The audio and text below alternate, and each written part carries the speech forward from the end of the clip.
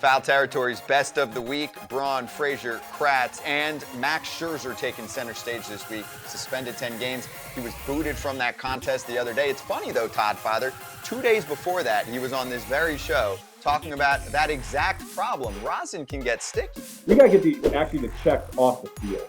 You know, if you have I'm just going with, I'm just using Jermon as an example of saying, hey, he's completely using rosin completely free. There's no funny business going on. That check should have happened in between innings, with an MLB official and underneath, out of the camera sight. Let him get checked, wash his hands and reapply the rosin right then and there. Max Scherzer is not a stupid person. He would have to be, excuse my language, the fucking stupidest guy in the history of the fucking world to go on our show on Monday, have this exact conversation, and then turn around 2 days later, come back and have spider tack on his fingers. He would have to be a complete idiot. And Max Scherzer is far from an idiot. The fact is, the evidence is he cleaned his hands, he went out, and after doing so and applying the product that they know was the product given to the player by the league, that product produced, in the umpire's interpretation, a substance that was tacky versus tacky. Well, we got a new nickname for Max. He's the chemist now, because he can make alcohol and rosin like spider tack. So he's got a job after he's done. And they'll take the umpire's reports and they'll say, sorry, tacky is not tacky. So tacky violates the rule. So you get suspended because you're tacky instead of tacky. And we have no idea what the difference between tacky and tacky. We told him not to go out there, and he could not stop it. We're like, no, it's okay. We don't care. And he went out there anyway, so there was something not rosin on your arm. It wasn't spider tack, though. I know that. It's tricky because, Miami is super humid, but we're going to Cleveland, and it's going to be 45. So, the amount of sweat you have in rosin is going to vary depending on the weather that you're in, just in general, right? The more humid it is, the tackier it's going to be. I want to know what sticky stuff you use to make your cutter do that.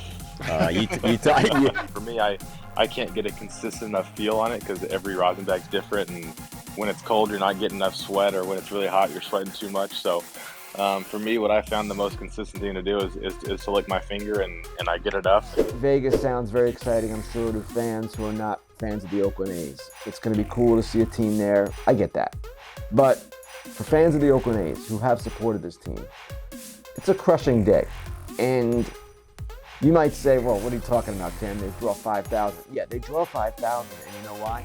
Because the owner, John Fisher, has wrecked the club. What I think they did not have to do was spend the last, 5, 10, 15 years making the team unwatchable whenever they could, making the experience terrible so that everybody that tunes into the game sees the seats are empty, and then these people can go say, well, this is why we're moving, and people don't come to these games.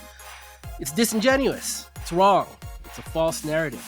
And I know this because, having grown up there was one period of time in basically Oakland A's history where they did everything you're supposed to do. Invested in the stadium, built a great team, spent the money to bring in awesome players, and guess what happened? You're the top in attendance in the American League every year. You're winning pennants, it felt like, every year. Won a World Series. And, built a team that's remembered to this day. I can't hear this narrative of, well, they gotta move because the fans don't show up. They're blaming the fans for this. It's nonsense. It's not fair to them, all right? They wanted to move to Vegas because they're gonna get a better deal there, all right? That's pretty straightforward.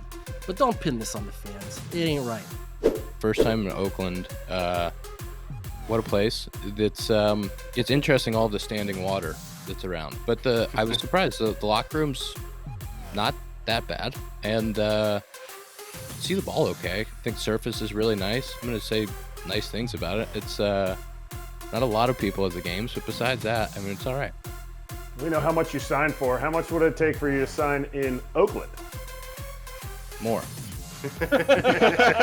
People that are in charge of our game are a little excited with some of the new rules that we brought in, and now they're wanting to bring in more rules and do more things. And I think it's absurd. I think it's just way too far. We've gone way too far, way too quickly. I understand we're a forgiving society and we're forgiving people.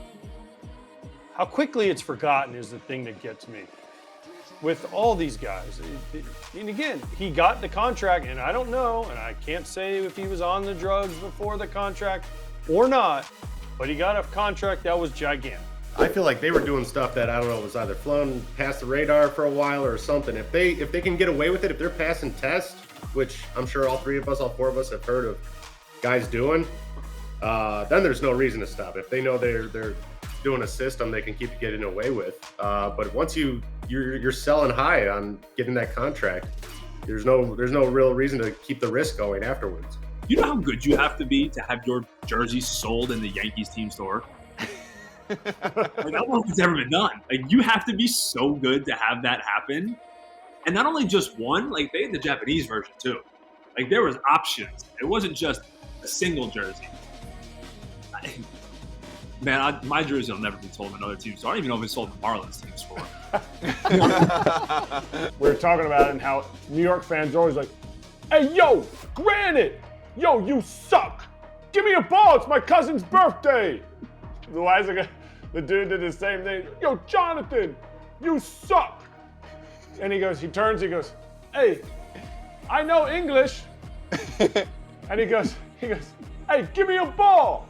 So Loizaga picks a ball up and, I mean, full 100 miles an hour, good late life spin rate, top of the zone, straight at this dude with no glove, and the ball just whack, hit off the bleachers.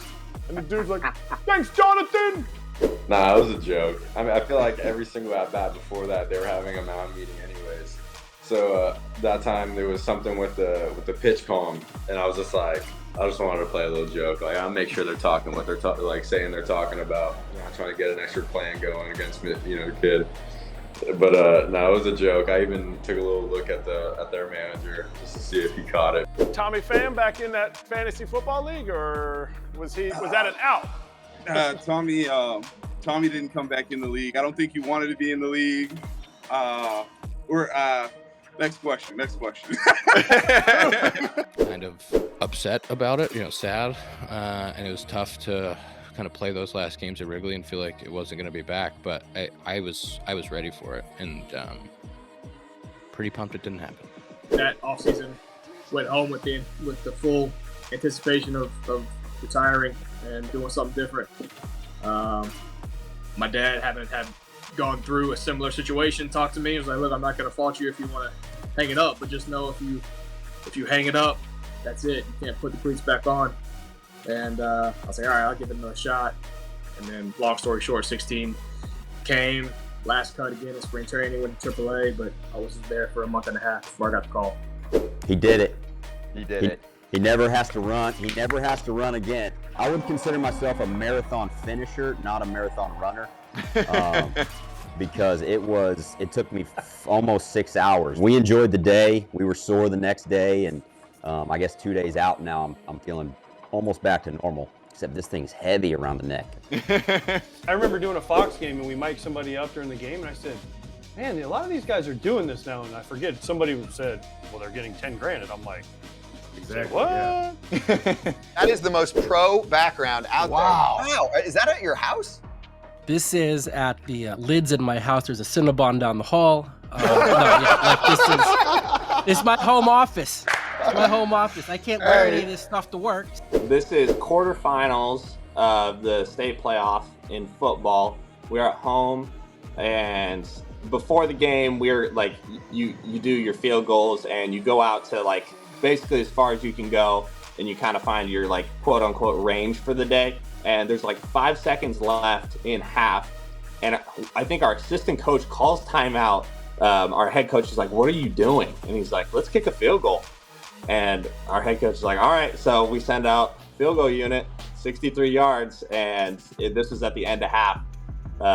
So everyone got to like storm the field afterwards, and we got to go into halftime. How about I was with the Giants, 2004, Barry Bonds, best hitter of all time, no one's even close. We'd have two lineups on a day game.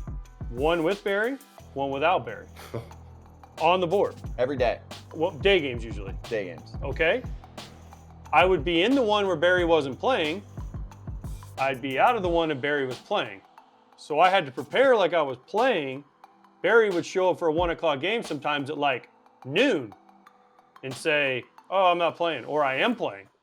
So then you go from 0 to 60, I'm playing, oh my gosh, Barry's not playing, so I'm in there, to not trying to blow smoke up your butts here, but that's why this show is the future of MLB media, because you get that unfiltered personal take on players, the guys that you watch, and get to learn who they are as a person, what makes them tick, advice for young athletes. And that's why I think this show is very special. Kratz, I'm giving an award out this week for Best of Foul Territory. Mike Moustakas stole the show. It's an absolute huge piece of hardware type of award. Moose was loose. He is the guy, and this is the kind of platform that really shines for him. It's like sitting at a bar talking to the boys. Made us laugh the whole time. What a great conversation. We need him back especially. I want to be commish of that fantasy football league. I heard the salary is pretty hefty, so sign me up. And Moose also will do whatever it takes to play with Trout at his golf course. So thanks to Moose, all of our great guests this entire week. Of course, Scherzer and Boras right at the jump was great, and we'll see you next time on the Best of Foul Territory. We do this every week on our YouTube channel. Thanks for watching.